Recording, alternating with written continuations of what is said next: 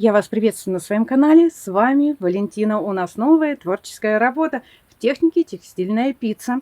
Я взяла ткань, любая ткань, абсолютно ненужная, ее будет не видно. У меня нетканое полотно.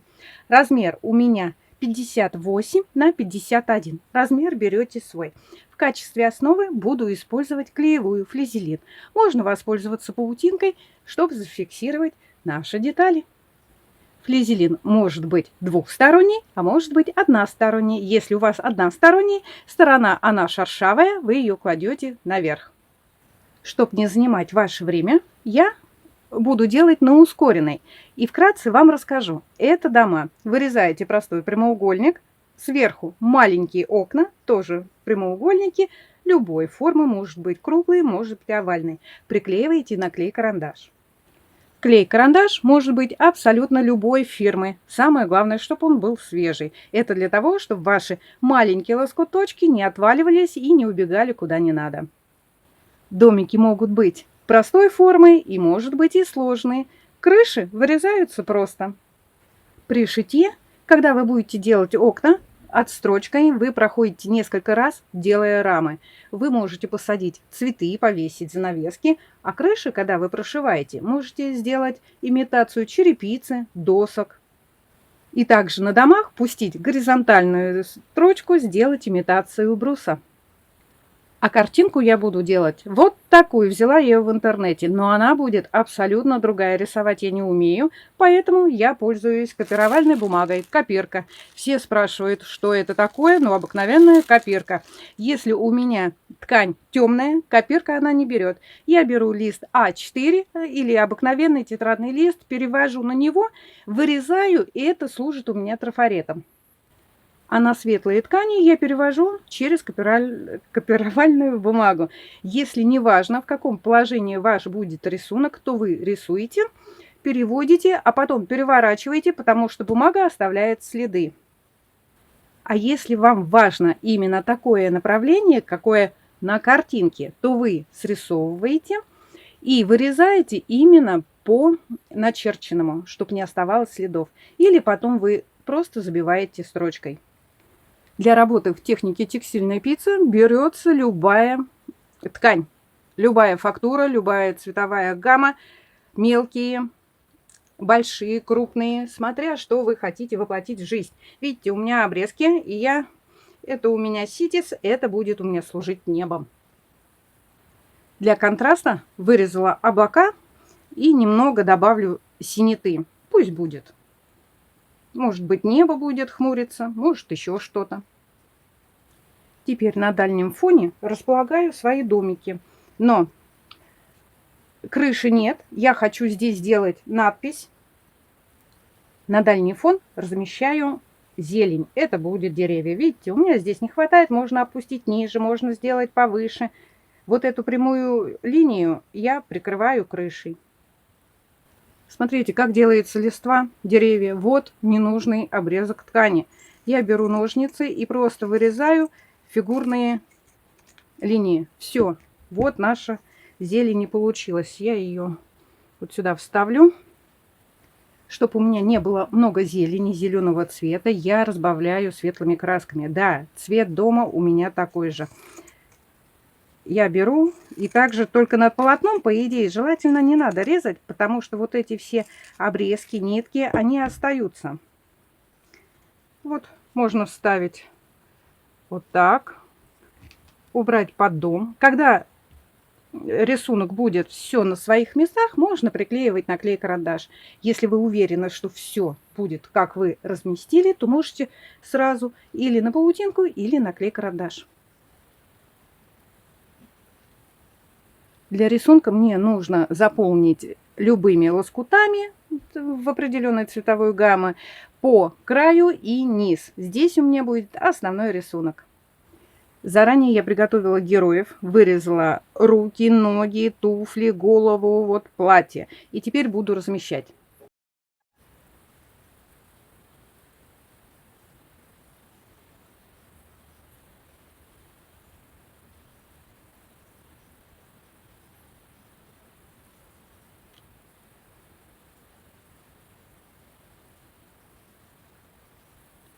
Чтобы не потерять свои заготовки, своих героев, я их собрала вместе, закрепила булавкой и теперь делаю все.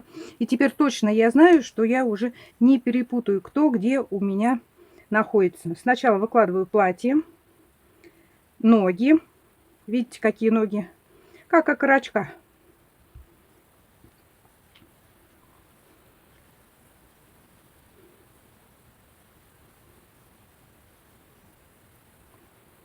Вот такой радикюль сделала. Повешу. И сапожки. Пусть будет лето, но они у меня могут быть в туфлях, может быть в сапогах. Потом отрегулирую так, чтобы не было видно. Посмотрите, вот такая голова, непонятно какой формы. Можно это вырезать из одной ткани, все контуры тела, а потом чисто вы накладываете. Все это надо регулировать. Видите, лямка очень тут большая. Сейчас уберу. Вот такую солому на голову я ей сделала. Вот с такой она фирменной у меня прической. А это будет у меня дядечка. Дядечку сделала темненького, негритосика. У него будут вот такие полосатые штаны. Белая рубаха. Он идет со свидания. Это у него жилет. Сейчас надо все отрегулировать. Ноги у него заплетаются. Пьяненький он такой. Это у него галстук.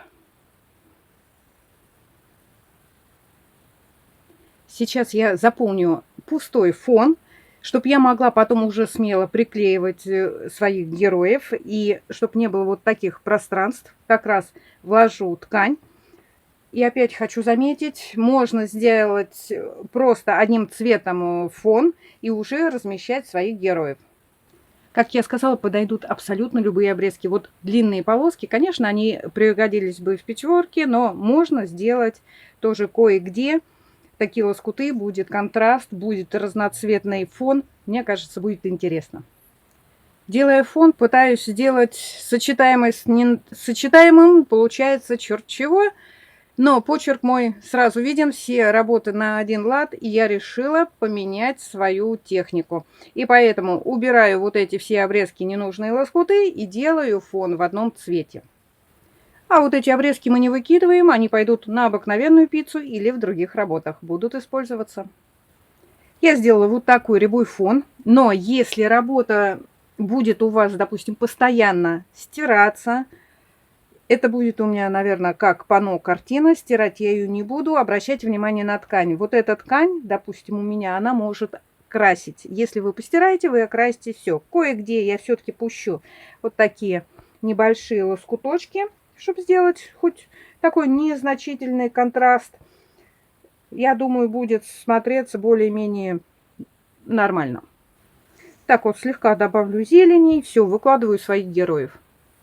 Я разместила героев, но не удержалась. Опять я кое-где сделала эти полоски ткани. Хочу вам показать, вот этот дядя, он же не планировался у меня. Рисовала я его сама, рисовать не умею. Просто черты, что должно получиться. Планировалось, что он будет у меня лысый.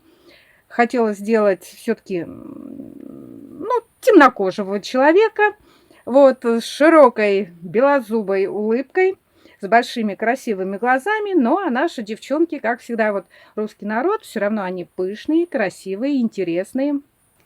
Такие девчушки-веселушки, идут они с таких заведений. Здесь планируется, допустим, написать кабак, здесь гостиница, ресторан, там или кафе.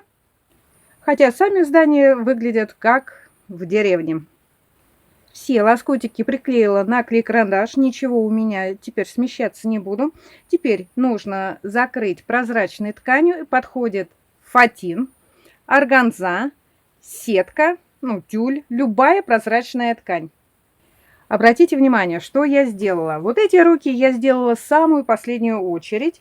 Они взяли мужчину, такого маленького, но крепкого, под руку и несут цветы. У него планировалось сначала, я хотела ему сделать торт с бантом, с таким, он идет с тортом. Но сделала магнитофон. Это будет все вышиваться, это будет двухкатушечный магнитофон, двухкассетный. Ну, как-то так. Само лицо и, допустим, бусы, украшения вышиваются все вручную. Лоскутное шитье очень увлекательное занятие. Хоть эти работы, допустим, у меня лежат мертвым грузом, вешать у меня некуда, у меня все уже завешено разными работами, но из этой работы можно сделать ту же наволочку, панно, картину, ту же сумку. Если вы захотите купить одну из моих работ, девчонки, продам, недорого продам. Я закрываю верх фатином. Вот такая сетка, как на свадебных платьях. Во-первых, вот я накрыла. Она не так уж глушит рисунок. И по ней просто шить. Но она также боится, как и органза, любая тюль утюга. Утюжить желательно через мокрую марлю. Проутюжила через мокрую марлю. Можно просто через ткань проутюжить. Зафиксировала булавками. Но фиксировала, старалась захватить сразу несколько слоев ткани. Например, фон, рука, бутылка. Там волосы, голова, фон. Чтобы меньше, ну, как сказать, чтобы меньше иголками, булавками пользоваться.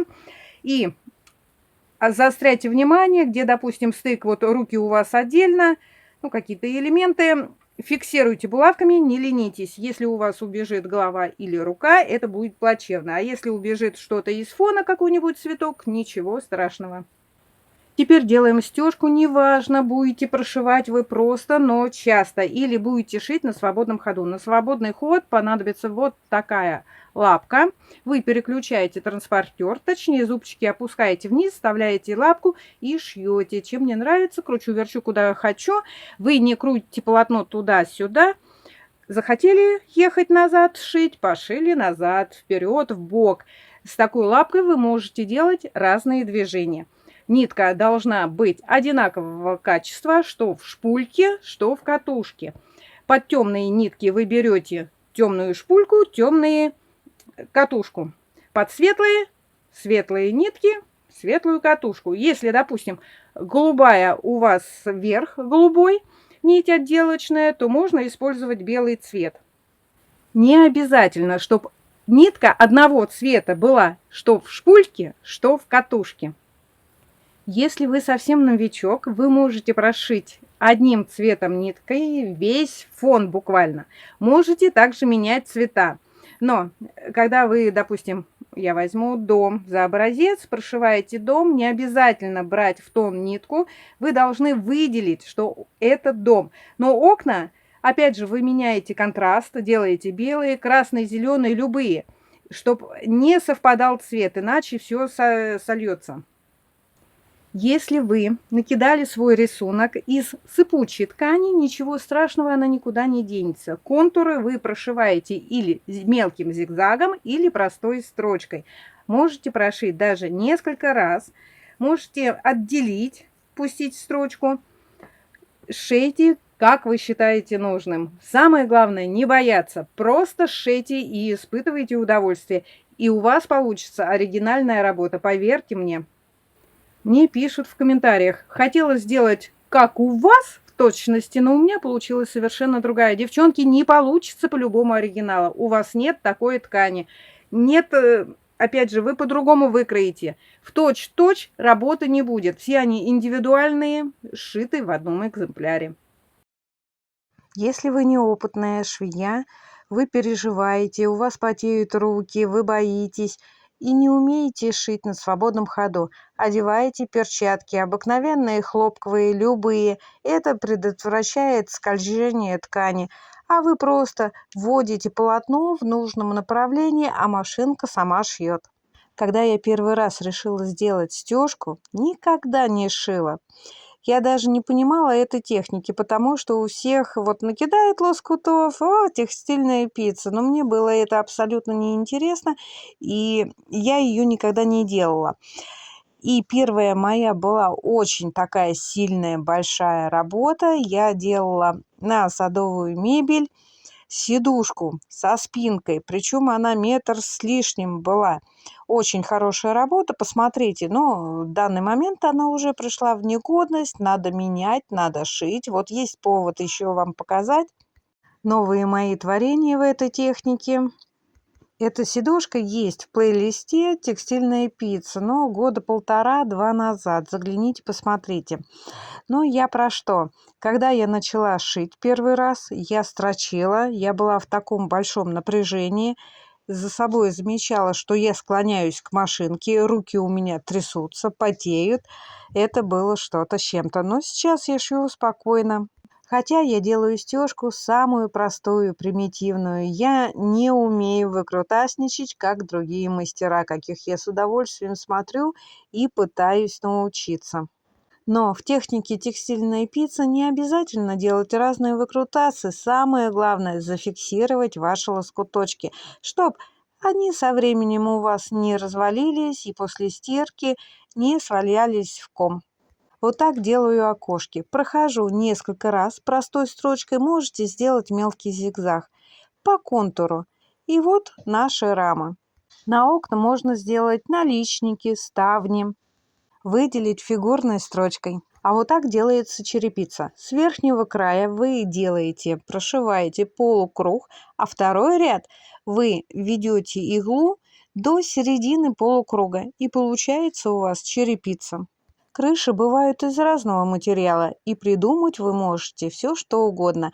Но желательно на крышу сделать трубу, антенну, смотря какой у вас рисунок.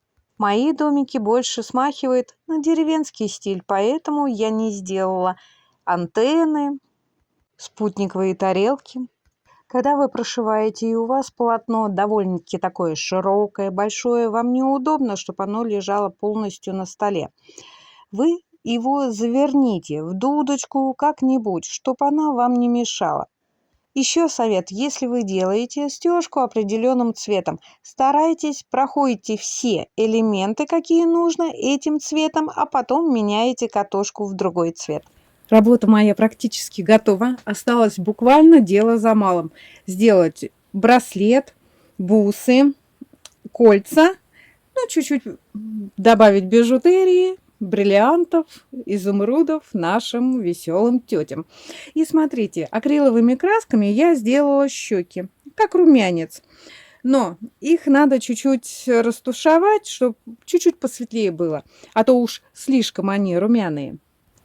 Кстати, мне очень нравится, но когда я шила, думаю, зачем я сделала этот фон? Он мне все загубил, а все такое страшное, все такое темное и не нравится. Но когда я шила, положила на несколько метров от себя и посмотрела издалека, просто получилась прелесть. И сами люди, видите, они такие своеобразные, ну, не буду называть вещи своими именами, но красивые девчонки. А мужчине-то свитерок сделала фигурной строчкой, как имитацию кос. Штаны сделала карманы, ширинку. Здесь складки, что ноги-то у него подкашиваются. Пьяненький он совсем. Если вы решили сшить какую-нибудь работу в технике текстильной пиццы, вот такую озорную, обращайте внимание на мелочи. Вот, допустим, ботинки, да, шнурки, каблук у мужчины черный, у девчонок тоже шнурочки, сделала отделочку на сапожках, на платьице сделала рюши, грудь подчеркнула, складочки сделала, что у нее пышная грудь, правда, вот у этой мадамы, ну, одна больше, другая меньше, ну, так вот бывает тоже. Сами платья под самый не балуй, но они тоже хотят хорошо выглядеть и также хотят одевать короткие вещи, несмотря на то, что ноги-то не как у модели от ушей. Сделала надписи на зданиях: бар, кабак. Вы видите, кабак. Кабак читается и с одной стороны, и с другой. Что так кабак, что так кабак. Кстати, есть такая фамилия – Кабак. Вот это многоэтажное здание планировалось сделать гостиницу и наверху написать гостиница. Но у меня слово «гостиница» просто не помещалось. Я ее хотела вышить вручную на машинке, потому что это очень проблематично. А теперь обращаем внимание на прически девиц. Они такие взъерошенные, они хорошо погуляли, да еще молодого человека подцепили с магнитофоном. Неважно, что ростом мал и худощав. Мал золотник, да дорог. Весь фон работы я прошила белой нитью, даже предполагаемую траву. Техника мозги или завитушки. Я не профи в стежке, пока что еще учусь, но у девчонок, у людей, у домов сделала контуры, сделала, как вы видели, черепицу, выразила окна. Здесь вот у меня многоцветные, а здесь просто белыми нитками, потому что окошки были синие, ну, белый цвет, он очень хорошо бросается в глаза. Эта работа получилась как жизнь в провинции. Такие невзрачные кабаки и бары, ну, не сравнить со столицами. Все просто. И абсолютно неважно, что вас рядом окружает. Какие здания, допустим, убогие, страшные, маленькие, немногоэтажные. Самое главное – взаимоотношения. Дружба, мир, жвачка. Дружба народов. Вот именно таких мужчин еще надо поискать в наших провинциях. Вы заходите в гости на канал, особенно посетите текстильную пиццу. Это плейлист, вы найдете много что интересного. Если вы захотите помочь каналу, ссылка будет в описании под видео. Не забывайте писать комментарии по этой работе и по другой. Что надо было исправить, подправить, что-то переделать. Ну, сейчас, конечно, переделывать не буду, но я учту в следующих работах.